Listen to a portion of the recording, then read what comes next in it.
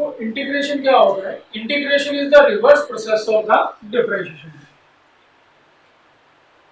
Reverse process of differentiation,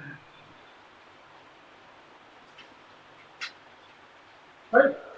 तो अब देखिए, हमें पता है कि d by dx of x power n that is equals to n x n minus 1, है ना?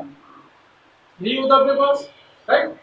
तो अगर अपन यहाँ पे इंटीग्रेशन देखना चाहें तो इंटीग्रेशन का जो सिंबल होता है वो ये होता है, ठीक है। तो अगर अपन इसको लिखें that x power n into D x, इसको बोलते हैं अपन इंटीग्रेशन ऑफ दिस फंक्शन। ये जो x पावर n है दैट इज द फंक्शन, और इसका जो हमारा जनरल फॉर्मूला होता है जो हमें हर जगह रिक्वायर्ड होगा जब भी इंटीग्रेशन अपन यूज करेंगे, दैट इज, देखिए अपन बताया कि integration is reverse process of the differentiation. Differentiation में वो क्या कर रहे थे? डिफरेंशिएशन में अब पावर को मल्टीप्लाई कर रहे हैं, है ना? यहाँ पे नीचे मल्टीप्लाई कर रहे हैं, ठीक।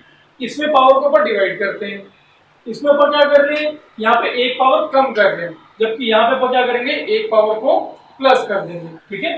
मतलब यहाँ पे एक पावर को अपन इंक्रीज कर देंगे, तो यहाँ पे पावर बन जाएगी x पावर n प्लस 1 कर दिया, और डिवाइडेड बाय जो अपन ने पावर को इंक्रीज किया उससे अपन डिवाइड कर देंगे, ठीक है। अब रिपीट करते हैं कि हमारे पास डिफरेंशिएशन में पावर को मल्टीप्लाई करते हैं और एक कम कर देते हैं, यहाँ पे अपन एक पावर इंक्रीज कर देंगे और उसी पावर से डिवाइड कर देंगे। इसके अलावा अगर आपको ध्यान हो, अपन यहाँ पे एक और चीज करते थे, दैट डिफरेंशिएशन इज पावर नीचे आ गई और ऊपर पावर एक कम हो गई, साथ में अपन फंक्शन को बिना पावर के डिफरेंशिएट करते थे और वो भी मल्टीप्लिकेशन में करते थे, है ना? यही करते थे अपन d by d x of x power n. Actual formula ये होता है, बट अपन इसको रिजॉल्व करके ये लिख देते हैं। तो यहाँ पे डी बाई डी एक्स को मल्टीप्लाई करते हैं, तो यहाँ पे क्या करेंगे अपन? डी बाई डी एक्स से डिवाइड करेंगे, ठीक है। बात क्लियर है? यहाँ पे क्या हो रहा था? पावर मल्टीप्लाई करी, ऊपर पावर एक कम कर दी, फिर अपन ने फंक्शन को बिना पावर के डिफरेंशिएट कर दिया मल्टीप्लिकेशन में। यहाँ पे क्या करेंगे? एक पावर को अपन इंक्रीज करेंगे और उससे अपन डिवाइड कर देंगे, और फिर जो अपन ने डिफरेंशिएशन करना है उससे अपन डिवाइड करेंगे। यहाँ पे मल्टीप्लिकेशन, यहाँ पे डिवीजन। तो अगर अपन देखें तो D by d x of x, इससे अपन बताया कि ये कितना होता है? 1 होता है, तो कितना रह जाएगा? x power n plus 1 divided by n plus 1, ठीक है। अब देखिए हमारे पास जो जनरल फॉर्मूला आ गया, this is the first formula, very important. x power n dx का इंटीग्रेशन क्या बन गया? x power n plus 1 divided by n plus 1। तो ये हमारा जो मेन फॉर्मूला है जो अपन इंटीग्रेशन में यूज करते हैं, ठीक। फॉर एग्जांपल अगर अपन देखना चाहें, let's say x power 6 dx, इसका अपन इंटीग्रेशन देखना है, तो क्या करेंगे अपन? x power 6 plus 1 divided bye 6 plus 1, और डिवाइडेड बाय क्या कर देंगे? d by d x of function without power. That means ये कितना हो गया? x power 7 divided by 7, d by d x of x कितना हो गया? यूनिटी। दैट मींस कि हमारे पास x power 6 into D x, इसका जो इंटीग्रेशन आएगा वो कितना हो जाएगा? x power 7 divided by 7। Clear है? अपन ने क्या किया? सिर्फ एक पावर को इंक्रीज कर दिया, उसी पावर से डिवाइड कर दिया। तो सिंपली आपने इंटीग्रेशन में क्या ध्यान रखना है? आपने जितने भी अपने को फंक्शन की पावर दे रखी है, आपने एक पावर को इंक्रीज कर देना है और उसी पावर से उसको डिवाइड कर देना है। ये हमारा जनरल फॉर्मूला होता है फॉर द इंटीग्रेशन, ठीक है। अभी अपन इसके साथ कोई एक और क्वेश्चन देखते हैं। Let's suppose, let's say 6x power 9 dx, इसको अपन ने इंटीग्रेट करना है, ठीक है। इसका इंटीग्रेशन अपन ने फाइंड आउट करना है, तो इसको क्या करेंगे?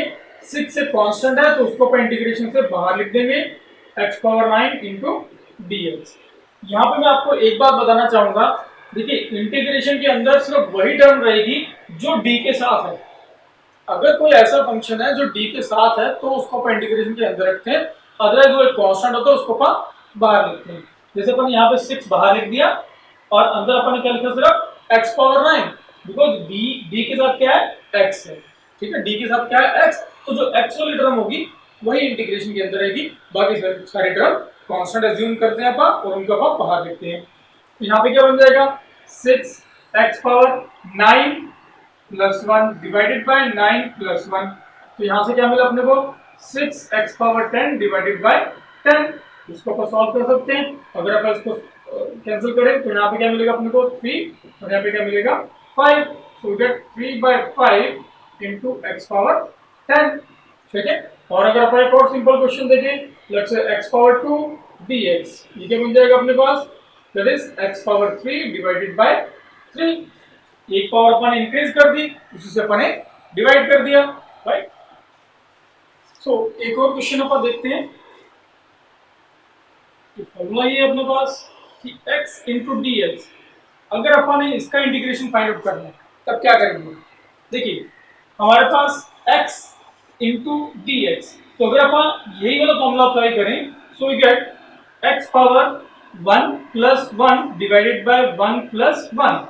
सो that gives you x⁻2 divided by 2। तो जब भी हमारे पास x इंटू डी एक्स का आपने इंटीग्रेशन फाइंड आउट करना है that will be equals to x² divided by 2। Integration में अपन एक कांस्टेंट भी यूज करते हैं साथ में जिसको बोलते हैं कांस्टेंट ऑफ इंटीग्रेशन। ठीक है, दैट मींस कि यहाँ पे अपन प्लस सी भी लिखते हैं। ये जो होता है that is called the integration constant, integration constant.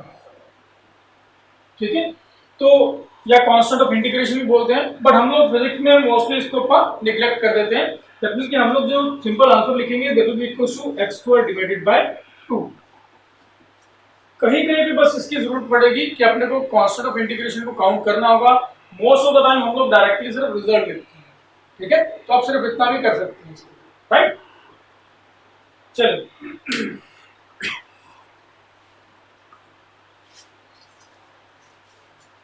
So next अगर आप एक और देखना चाहें सिंपली इंटीग्रेशन ऑफ dx, तो dx का अपन इंटीग्रेशन देखना है तो कुछ क्या करेंगे, ध्यान दे देना, ये बहुत इंपॉर्टेंट है। देखिए यहाँ पे अपन 1 लिख सकते हैं, है ना। 1 को किसी भी चीज से मल्टीप्लाई करेंगे तो वही वाली टर्म रहेगी। दैट मींस कि 1 को अपन ने dx से मल्टीप्लाई किया तो वो कितना रहेगा dx ही रहेगा, है ना।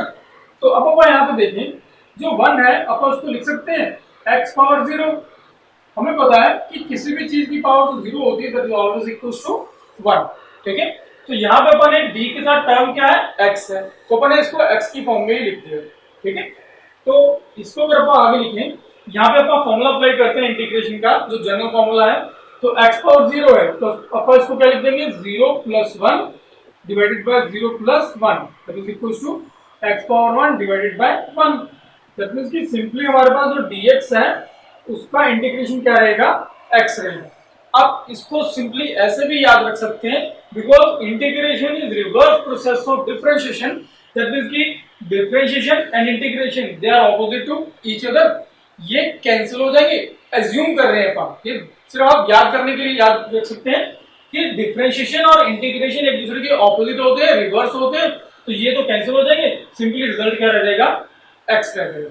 ठीक है, ये एक्चुअल में नहीं अपन बोलते हैं, एक्चुअल में ये चीज नहीं होती कि हम लोग कहें कि डिफरेंशिएशन और इंटीग्रेशन कैंसिल हो जाएगी।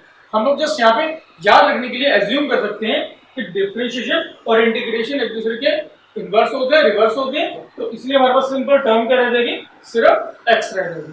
तो d जो dx होता है उसका जो इंटीग्रेशन रहेगा that is always equals to x। It's very important, ये बहुत जगह यूज होगा।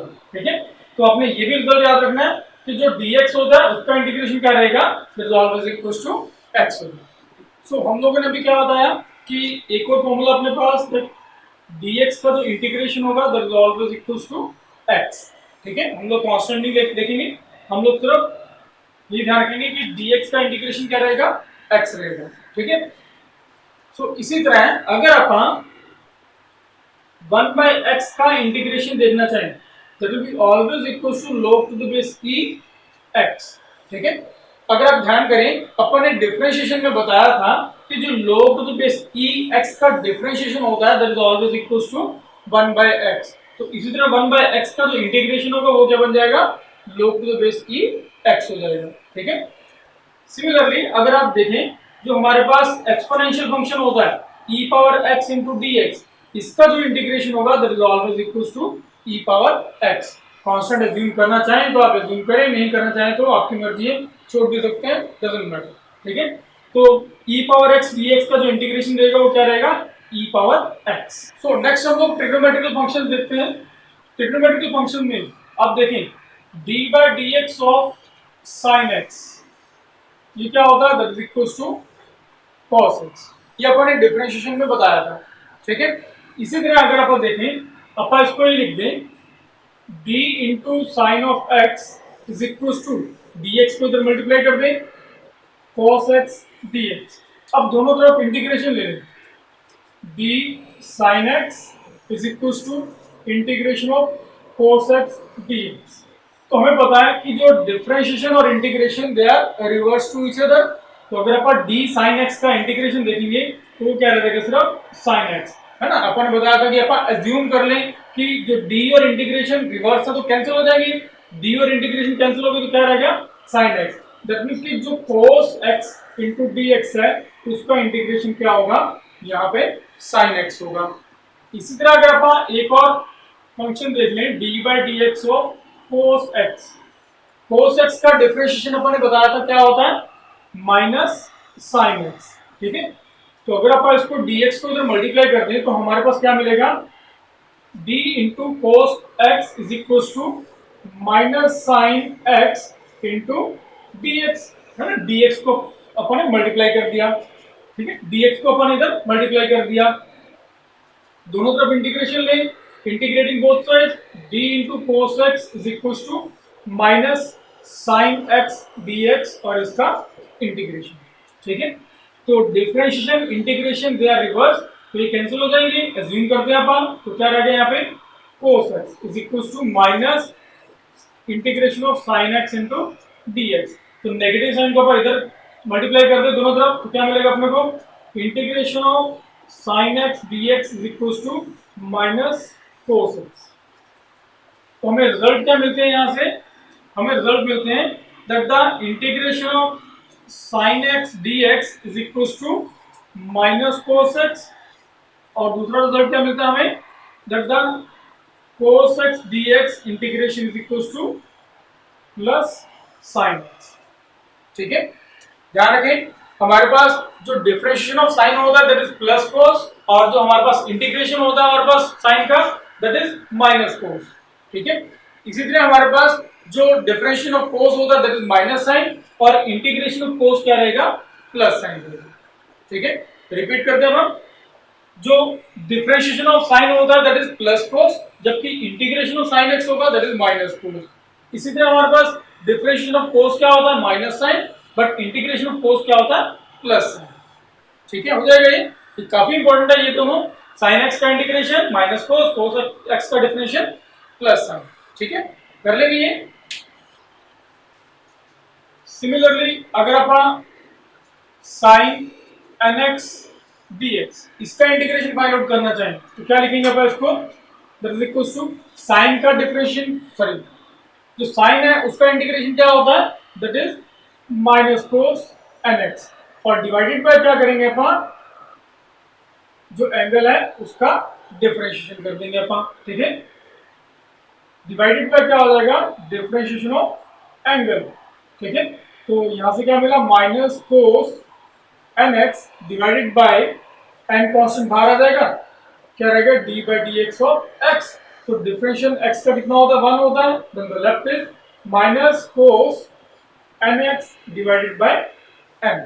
ठीक है, तो sin nx dx के लिए रिजल्ट क्या आ जाएगा, minus cos nx divided by n। अब एक एग्जांपल देख लेते हैं। लेट्स से हम लोग अगर अज्यूम कर लें कि हमारे पास एक क्वेश्चन है दैट इज, तो हम लोग अपन इसका एक एग्जांपल देखते हैं। फॉर एग्जांपल अपने साइन 4x का इंटीग्रेशन फाइंड आउट करना। ठीक है, तो साइन के लिए हमें पता है साइन का इंटीग्रेशन क्या होता है, माइनस cos।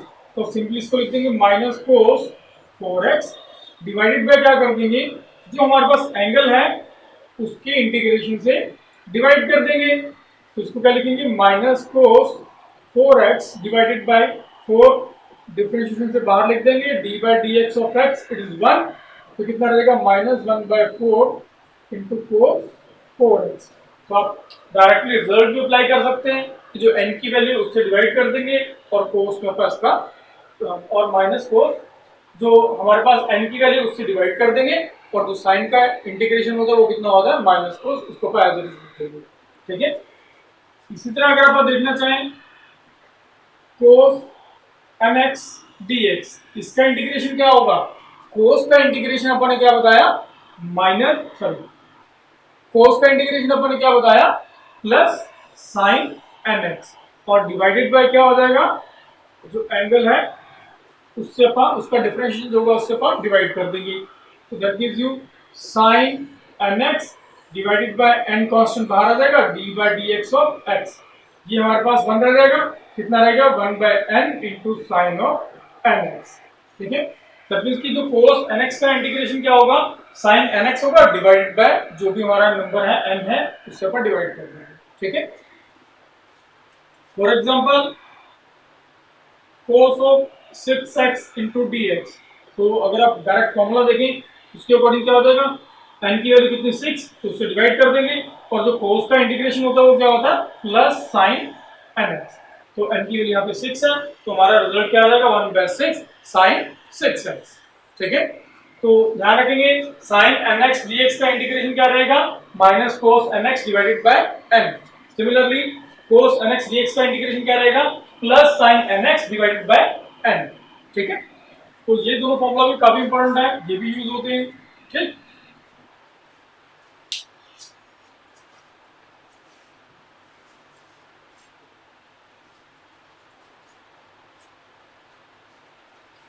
तो अपन एक बार समराइज कर लेते हैं जो ट्रिग्नोमेट्रिकल फॉर्मूला था हमको।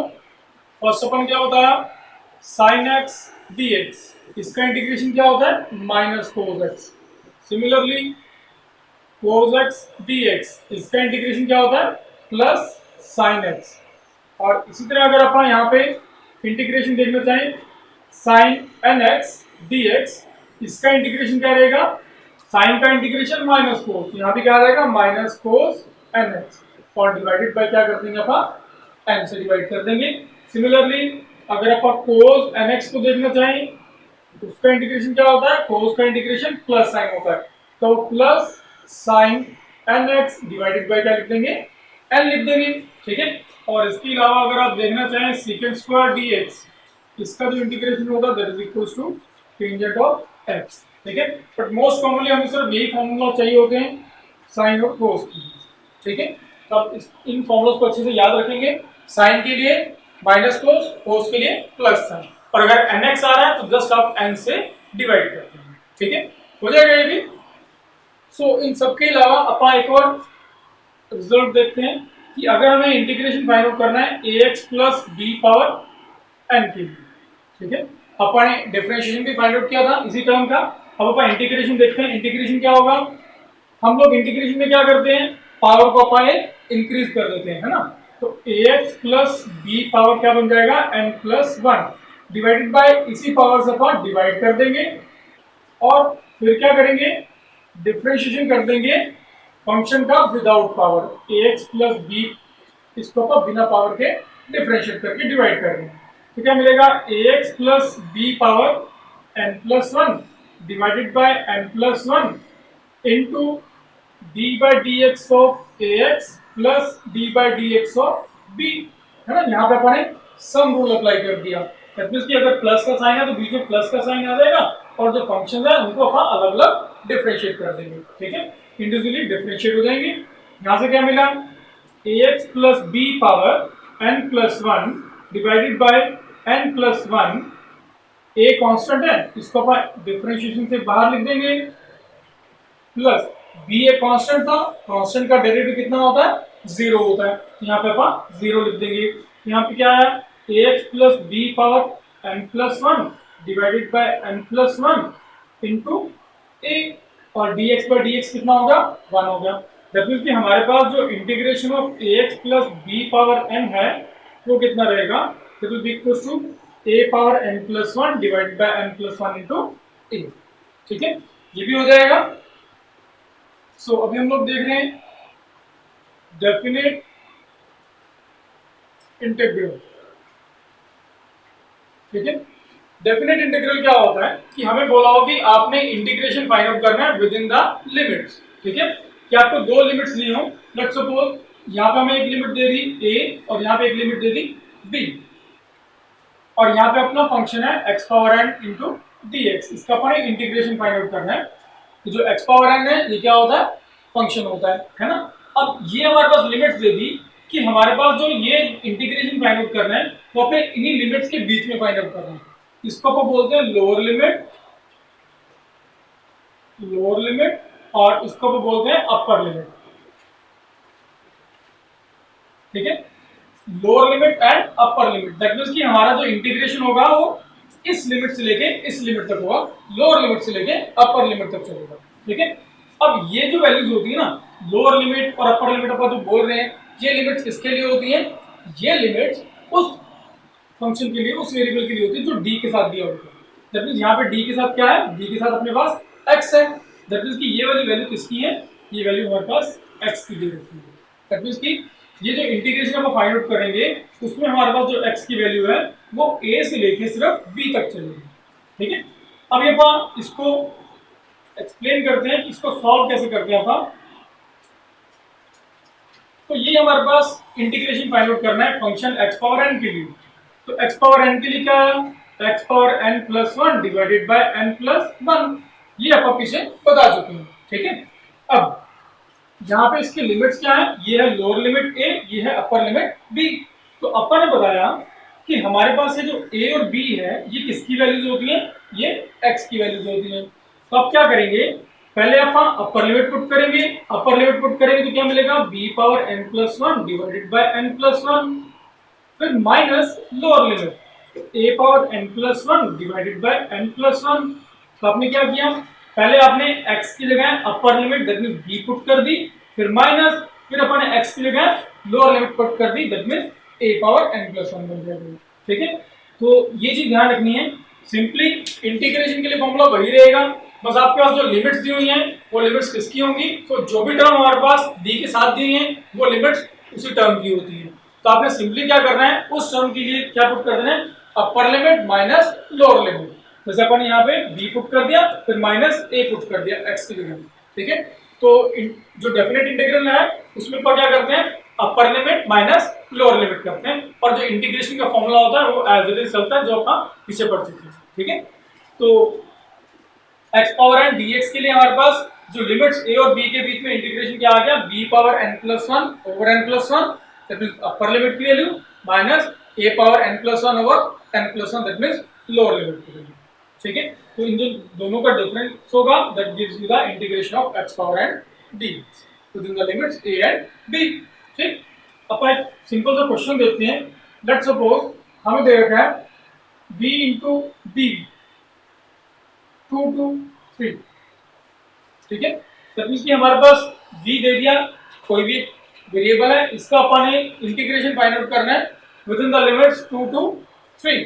तो अब इसके लिए क्या लिखेंगे, हमें पता है इसके लिए जो जनरल फॉर्मूला है, यहाँ पे पावर कितनी है 1, तो अपन जो जनरल फॉर्मूला है दैट v पावर 1 dv, इसको अपन क्या लिख देंगे, x पावर n dx का इंटीग्रेशन क्या होता है, x power n plus one divided by n plus one. तो सिमिलरली यहाँ पे क्या लिख देंगे, v power 1 plus one divided by 1 plus one. और ये जो इंटीग्रेशन है ये दो लिमिट्स के बीच में, 2 एंड 3 के बीच में, तो उसके लिए क्या मिला अपने को, that is v square divided by 2 to 3। अब अपन यहाँ पे क्या देख रहे हैं, ये लोअर लिमिट है और ये क्या है, अपर लिमिट। तो पहले अपन क्या करते हैं, पहले अपन अपर लिमिट पुट करते हैं माइनस लोअर लिमिट, यहाँ पे क्या मिलेगा, 3 पावर 2 डिवाइडेड बाय 2। हमने v की जगह पहले 3 पुट कर दिया, that is upper limit put कर दी, माइनस लोअर लिमिट, तो कितना होगा 2 पावर 2 डिवाइडेड बाय 2। तो ये क्या मिल जाएगा अपने को यहाँ से, 9/2 माइनस 4/2, तो 9/2 माइनस 4/2 इज 5/2। तो हमारे पास ये रिजल्ट आ गया v पावर 1 dv का integration with in the limit 2 to 3, ठीक है। बस आपने ध्यान क्या रखना है, आपने इंटीग्रेशन का जो जनरल फॉर्मूला वो अप्लाई करना है, उसके बाद क्या करेंगे, जस्ट अपर लिमिट माइनस लोअर लिमिट, ठीक है। तो यहाँ पे अपन ने अपर लिमिट पुट कर दी, जो पावर है उसी पावर वही पावर रहेंगे हमारे पास, जो वैल्यू पुट कर रहे हैं उसकी, ठीक है, और माइनस कर दिया अपन ने लोअर लिमिट कर दें। अपर limit minus lower limit, simply दिमाग में आपने यही बात याद रखेंगे कि हमारे पास इंटीग्रेशन फाइंड आउट करने के बाद अपर लिमिट माइनस लोअर लिमिट करना होगा। सो अभी हम लोग कुछ क्वेश्चन देखते हैं जो हम लोग आगे चल के बहुत यूज करेंगे डेफिनेट इंटीग्रल में। देखिए लेट्स सपोज हमें इंटीग्रेशन फाइंड आउट करना है v इंटू टी वी, और आपको जो लिमिट्स दे रखी है that is u to v। ठीक है, ध्यान से समझेंगे। इसी इंटीग्रेशन को अपन आगे यूज करेंगे काइनेमेटिक्स में, और ये डेफिनेटली आपका एग्जाम में आता होगा, इसको यूज करेंगे। ठीक है, तब देखिए यहाँ पे v पावर कितना है 1, तो v पावर 1 कितना हो गया। इंटीग्रेशन का फॉर्मूला क्या करते हैं अपन, पावर को एक प्लस कर देते हैं, उसी पावर से डिवाइड कर देते हैं u टू v। तो ये कितना मिल गया अपने को v पावर 2 डिवाइडेड बाय 2, और लिमिट्स क्या है u टू v। इसको क्या बोलते हैं लोअर लिमिट, इसको क्या बोलते हैं अपर लिमिट। हम लोग क्या करते होते हैं अपर लिमिट माइनस लोअर लिमिट। ठीक है, तो ये हमारा इंटीग्रेशन आ गया v पावर 1 dv के लिए within the limit u to v। ठीक है, सो आपने बस ध्यान रखना है, सिंपली मैं फिर बार बार एक ही चीज बोल रहा हूँ, आपने जो हमारे पास ये टर्म दे रखी है इसकी जगह जस्ट वैल्यू पुट करनी है, बीच में माइनस का साइन, फिर लोअर वैल्यू पुट कर देनी है, ये आपका रिजल्ट आ जाएगा। ठीक है, एक और क्वेश्चन अपन देखते हैं, integration of a t d t within the limit 0 to t। तो मैंने आप लोगों को बताया था कि हम लोग इंटीग्रेशन के अंदर सिर्फ वही टर्म लिखते हैं जो d के साथ है।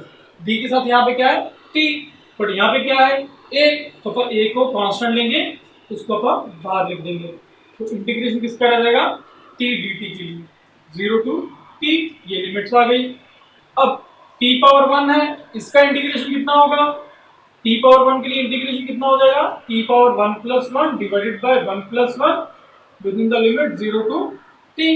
सो that gives you a t power 2 divided by 2 0 to t, और हम लोग इसको क्या लिख सकते हैं that is a upper limit t square by 2 minus lower limit 0 square divided by 2। तो अल्टीमेटली हमारे पास रिजल्ट क्या आ जाएगा a into t square divided by 2। तो ये हमारा रिजल्ट हो जाएगा for the integration of a t d t within the limit 0 to t के लिए। ठीक है, सो नेक्स्ट अपन क्वेश्चन देखते हैं कि हमारे पास a into d t within the limit 0 to t, इसका इंटीग्रेशन क्या होगा। इसके लिए क्या करेंगे अपन, a तो कांस्टेंट है बिकॉज d के साथ हमारे पास t है, तो यहाँ पे t तो है नहीं, तो a तो कांस्टेंट बाहर लिख देंगे, और इंटीग्रेशन के अंदर क्या रहेगा dt। तो अपन ने dx का इंटीग्रेशन किसे बताया है, वो क्या होता है x होता है ना। सिमिलरली यहाँ पे dt के लिए इंटीग्रेशन क्या आ जाएगा, d और इंटीग्रेशन एक दूसरे के ऑपोजिट, तो क्या रहेगा सिर्फ a into t 0 to t। तो a इंटू अपर लिमिट कितनी है t माइनस लोअर लिमिट कितनी है 0, so that gives you a into t। So integration of a dt within the limit 0 to t, ये कितना हो जाएगा a into t हो जाएगा। ठीक है, इसके अलावा काफी इंपॉर्टेंट है इंटीग्रेशन हमारे पास जो अभी अपन करने जा रहे हैं, G M M by x square into D x r to infinity. तो हमने G M M by x square इसका इंटीग्रेशन फाइंड आउट करना है within the limit r to infinity. तो अपन देखिए इसमें क्या करेंगे हम लोग, जी एम एम ये तो कांस्टेंट है, इसको बाहर लिख देंगे इंटीग्रेशन से, अंदर कितना रहेगा dx divided by x square within the limit r to infinity. और इसको अपन क्या लिख सकते हैं G M M integration x power minus 2 1 by x square को अपन x पावर माइनस 2 लिख सकते हैं into D x r to infinity. Then G M M integration of x power minus 2, integration में अपन क्या करते हैं एक पावर अपन ऐड कर देते हैं और उसी से अपन डिवाइड कर देंगे। ठीक है, r टू इंफिनिटी, तो ये इंटीग्रेशन हो जाएगा x पावर माइनस 2 के लिए, that gives you G M M x power minus 1 divided by क्या है यहाँ पे माइनस 1 r टू इंफिनिटी। तो माइनस 1 को बाहर लिख दें, minus G M M x power minus 1 r to infinity. तो जो एक्स पावर -1 है उसके लिए अपन क्या लिख सकते हैं, उसको अपन 1/x लिख सकते हैं, आर टू इंफिनिटी। तो -GMM। अब ये अपन लिमिट पुट करते हैं, पहले पुट करेंगे अपन upper limit, that means x की जगह अपन ने वैल्यू क्या पुट कर दी, infinity, minus lower limit, that means x की जगह क्या लिखेंगे अपन, r लिखेंगे। तो upper limit minus lower limit, so that gives you GMM। 1/इंफिनिटी हमेशा कितना होता है, 0 होता है। तो 1/इंफिनिटी इज 0, -1/r, because 1/इंफिनिटी is 0, that gives you -GMM into -1/r। Minus और माइनस प्लस हो जाएंगे, है ना, माइनस को माइनस से मल्टीप्लाई करते हैं तो क्या होता है, प्लस होता है। तो जो हमारे पास GMM/x² इंटू dx का इंटीग्रेशन आया within the limit r to infinity, वो कितना आएगा, that is GMM divided by r। ठीक है, हो जाएगा ये। इट्स वेरी इंपॉर्टेंट कि आगे चल के आप ग्रेविटेशन में यूज करेंगे इसको। ठीक, तो इसको अच्छे से आप देख लें और 2-3 बार इसको रिपीट करके देख लें ताकि आपको आगे चल के इसमें कोई प्रॉब्लम ना हो। ठीक है।